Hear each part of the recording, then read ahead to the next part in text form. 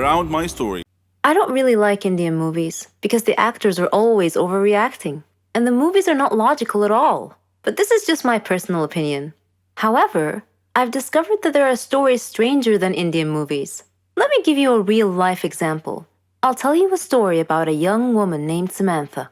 Samantha was a beautiful girl with blonde hair and green eyes. She lived with her grandmother after her parents died in a horrible car accident. The whole country read about it. She had many friends, and all the neighbors liked her. They considered her the most beautiful girl in town. Many had proposed to her, but she didn't care much for them. One day, Samantha was walking alone down the street after visiting one of her friends. Suddenly, she had an eerie feeling that someone was following her. She began running and crying for help. Her follower began running and stopped her. He was an ugly man, pointing a knife in her direction. He asked her to hand over her purse. She threw it at him and made a run for it. The man said wait and made to stop her, but another man appeared out of nowhere and punched the thief, who fell unconscious. The brave and good Samaritan picked up Samantha's purse and handed it to her. He was very handsome, with green eyes, soft hair, and an amazing smile. He escorted her back home, and she felt that he was her knight in shining armor. She went inside and hugged her grandmother tight, who was a little surprised but smiled. Samantha was so happy that she gently pulled her grandmother to her feet, and they whirled around and danced playfully. The very next day, she was surprised when she answered the doorbell. Steve, the tall, handsome man, was standing there, holding flowers. He proposed to her, and she said yes. Thus began their love story. Then one day, Samantha was standing in the kitchen preparing dinner. Steve and her grandmother were out, but they were supposed to be back soon. Samantha had everything ready, and she set the table. The house door opened, and Steve walked in. Samantha went to greet him, but she felt dizzy and fainted. Steve quickly took her to the hospital. The doctor congratulated Steve, saying that he was going to be a father. Steve was ecstatic, but Samantha was not. Instead, she was shocked and nervous. She said that she was too young to have kids, that she wasn't ready to be a mother. Steve was taken aback and said, "But why? Don't you want him?" Things were different from that point on. Samantha tried to get an abortion several times, but Steve was always stopping her. She couldn't accept it. She blamed Steve, but Steve couldn't understand her. In her 7th month of pregnancy, Samantha was with her grandmother at the supermarket when she saw a small boy run onto the road. Fearing he might get run over by a car, Samantha quickly pulled the boy off the road to safety. The boy's mother saw what happened and thanked Samantha, feeling so grateful and relieved. Samantha was crying at the moment and replied, "No need to thank me. I'm going to be a mother like you soon." For the first time, she was beginning to feel real affection for the baby. "Forgive me," she silently thought to herself. She tried to contact Steve many times to tell him that she had finally accepted. She was ready to become a mother, but he never responded. Finally, the day had come. Samantha went to the hospital to give birth. After the surgery, she was very tired. Nevertheless, when she woke up, she immediately asked for the baby. Her grandmother handed her the child. It was a daughter, and she was so beautiful.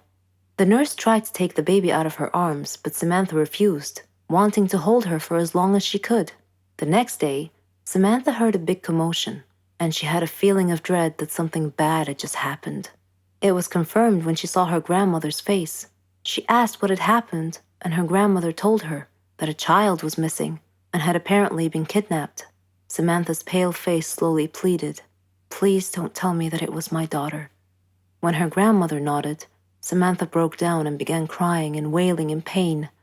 The nurses tried to calm her down, and when she did, her grandmother came over to her and handed her a note. It had been found in her missing daughter's hospital crib. It was in Steve's handwriting. It simply said, "If you don't want her, I do." Then Samantha fainted. For many years, she tried finding her baby, but couldn't. Steve and her daughter had vanished into thin air. She felt as if time had stopped for her, but Steve didn't feel that way. He raised their daughter into a beautiful young woman. He named her Margot. Whenever Margot asked about her mother, Steve would always tell her that her mother was dead, but he often told her stories about her mother and how much he had loved her. Margot's intuition, however, told her that her father wasn't being completely honest with her, and that he was hiding some big dark secret. One day, Steve fell ill unexpectedly. He called Margot to him and told her that he was very sick and felt that he was going to die soon. He said that he wanted to reveal a secret that he had long kept from her, that her mother was actually alive, and that her name was Samantha. He told her that he had kidnapped her from the hospital at birth because her mother did not want a child. He regretted it and asked Margot to forgive him. He gave her Samantha's address, and soon after, he died. After his death, Margot decided to go looking for her mother. I am Margot, and I am now standing at my mother's address. At her front door, I cannot predict my mother's reaction when she answers the door and I introduce myself as her daughter, but I'm going to hug her and tell her that I've missed her for so long. I am addicted to food. I suffer a lot. I need help.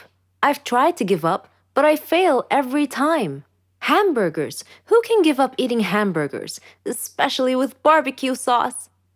I didn't mind this kind of addiction, but I'm getting ahead of myself.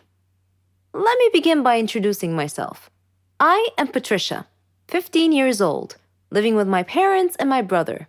I lead a quiet life. No interests, no hobbies, except for eating, that is. Food is my faithful friend. It never leaves me. It is my partner, my soulmate. But having food as your soulmate has insidious side effects. A dark side, if you will. It denies me a healthy life, robs me of the energy to play, and causes me to sleep excessively. I would much rather stay at home with a bag of potato chips than go out and exercise. My soulmate ultimately betrayed me, though, last Thanksgiving at my granny's home. She lives in a state nearby. Granny was a clever doctor and an excellent cook at that. She could conjure up something really delicious. On that day, she had prepared barbecue turkey with nuts and other secret recipe ingredients. The taste was so great, as if it had descended from heaven itself. I felt like I was fighting a food war, and I had to win at all costs. I ate and ate and ate. I don't know why, but I just couldn't control myself. I attacked that turkey like it was the last on the planet. But every culinary war with a worthy adversary, such as the barbecued turkey, has its own unique type of casualties. Suddenly, I found myself unable to breathe. I fell to my knees and passed out. The turkey had won. I woke up later in the hospital, though, still clinging to an unfinished turkey leg. The doctor told me that I was gaining way too much weight. He said that I should be put on a diet. Diet? Man, how I hated that word. It hung over my head like the sword of Damocles. It meant depriving me of my passion, my reason for living. I considered eating vegetables in small amounts to be the worst form of cruel and unusual punishment, the worst form of torture imaginable. Imagine thinking of a wonderful, greasy, cheese-laden pizza with all the toppings, and then suddenly opening your eyes to find a healthy green salad bowl. But I had reached a turning point in life. One day, my brother was playing on the street, while I was sitting at home gazing longingly at a tempting piece of cheesecake, just sitting there, taunting, daring me to eat it. I struggled mightily to resist the urge, but in the end I succumbed and wolfed it down like a starving animal. Shortly afterwards, I began feeling dizzy, but I was unable to call for help this time, and then I passed out again. I was taken to the hospital. While lying in the hospital bed, half conscious, I overheard the doctor say to someone, she needs to stop eating or it will be the death of her. I thought to myself, whoa, death? So I made up my mind right then, right there. I resolved to fight a new war, a war against my appetite. On our way back home, I told my father that I wanted to see a nutritionist. He was delighted to hear that. Later, at the clinic, the doctor welcomed us in. She told me how to overcome my eating fetish. She gave me a strict diet regimen with a schedule full of healthy meals. I kept telling myself that winning this war was possible. I simply had to be patient and persevere. I stuck to the strict diet and did some physical workouts. My parents supported me wholeheartedly. I was enthusiastic. I can totally do this. A week passed quickly, and I eagerly visited the doctor to receive some good news. When the doctor weighed me and told me that my weight hadn't changed at all, I was crestfallen. She looked at me and asked me, how was this possible? I told her I didn't know because I was following her diet thoroughly, though it did require a tremendous effort on my part. Another week passed, and again I went to the doctor. The results were the same. She said to me, "Patricia, are you sure you're following the diet I prescribed for you?" I said yes. She sat there wondering. Then she told me with a puzzled look on her face, "It's odd, but your weight is increasing, not decreasing." This unexpected piece of news mystified me. Another week passed. No change. The doctor was nonplussed. I returned home with a dejected look on my face. My father asked me what was wrong. And when I told him, he laughed. Do you believe that? My father actually laughed at my predicament. I was furious. He gestured an apology with his hand and then told me that it was my own fault. I was puzzled. What are you talking about? He told me that I had been sleepwalking to the refrigerator every night and eating everything in sight. I was taken aback. I couldn't believe it. "Stop acting like you didn't know it," he said. "You must have been awake." I replied, "No, Father, I'm not acting. I was truly unaware that I've been sleepwalking and eating in my sleep." But now that we've finally solved the mystery of the increasing weight, we returned to the doctor with this new information and told her the situation. She laughed and told me that my discipline had denied my body the food it craved, but my brain had refused to cooperate and had overridden my will by urging me to eat in a subconscious state. She told me not to worry, though, that she could treat that. Armed with this knowledge and her support, and the support of my family, I felt that I could finally win this war. My name is Keanu, and I'm 13 years old. I am a psychopath. I freely admit it in front of all of you. I attribute my sickness solely to my father, because any story about a cruel father pales in comparison to my father. He would abuse me physically, mentally, verbally, and emotionally in every given moment. He left no stone unturned in this regard. He would beat me into unconsciousness. He accused me of being the cause of my mother's death, who died during my childbirth. Whenever Dad had any problem at home, he would accuse me of being the cause of it. One time he even beat me at school when my teacher called him to school because I had beat up my classmate who had beaten me up first. I tried to explain to him, but he wouldn't listen, and he just beat me even more.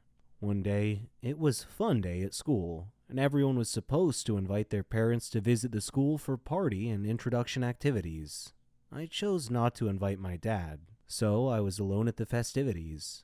I felt envious of all my classmates for having loving parents to have fun with.